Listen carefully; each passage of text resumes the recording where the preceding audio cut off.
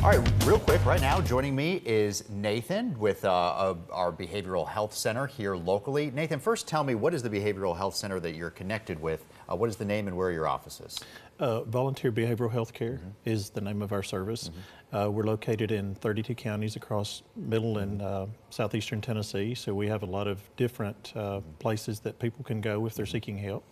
Those can be found on our website, a complete list of those at bbhcs.org. That's fantastic. Now tell me, we specifically wanted to have you here today because we're about to start the holidays, Thanksgiving, coming up next week already, and oftentimes it's perceived as a fun, joyous time of year, but it could bring a lot of stress as well. What is the most common stress that you hear during the holidays? The most common thing that we hear, there's a couple of those things. One is anxiety, and that can be caused from the shopping issues, the budgeting issues, having to deal with family get-togethers. You know, sometimes we have a lot of those.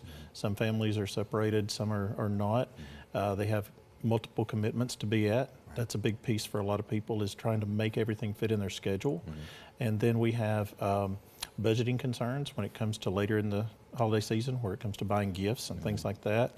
People overstretch themselves with money. Then they have to, see that bill when it comes in January, and that's another big stressor for folks. Sure. So, and then we have those folks that are spending their first holiday season without their loved one. And all those marketing pictures that we see with families, there's a lot of this stuff going on that we don't see in those perfect pictures. Sure, and you get flooded with all of those memories. And we're putting some of those different topics you discussed up on the screen. So what would be your answer to deal with isolation, to deal with irritability during the holidays as well? What should be that first step if you feel like something's just not right?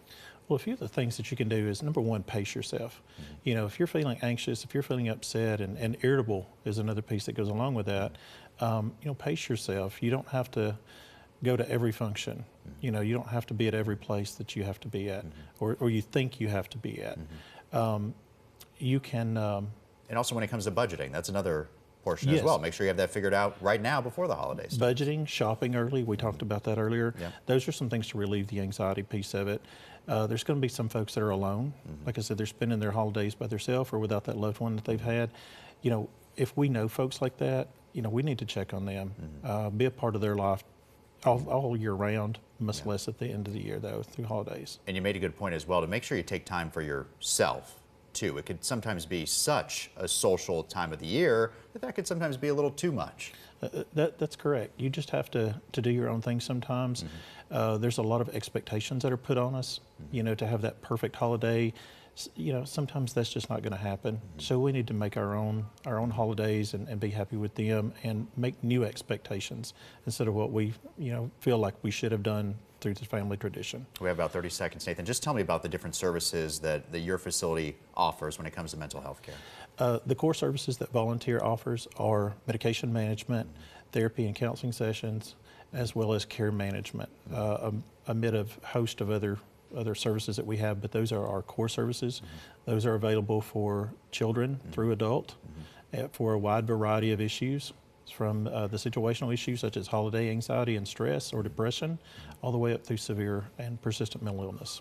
Nathan with Volunteer Behavioral Health Care. We have your numbers up there right now, in addition to some others as well. If you have your phone on you and you want to snap a photo of this on your screen, that might be important to have that in your phone. But Nathan, thank you so much for joining us, and happy holidays to you. All right, thank you for having us. Appreciate it. Thank you. Marcus.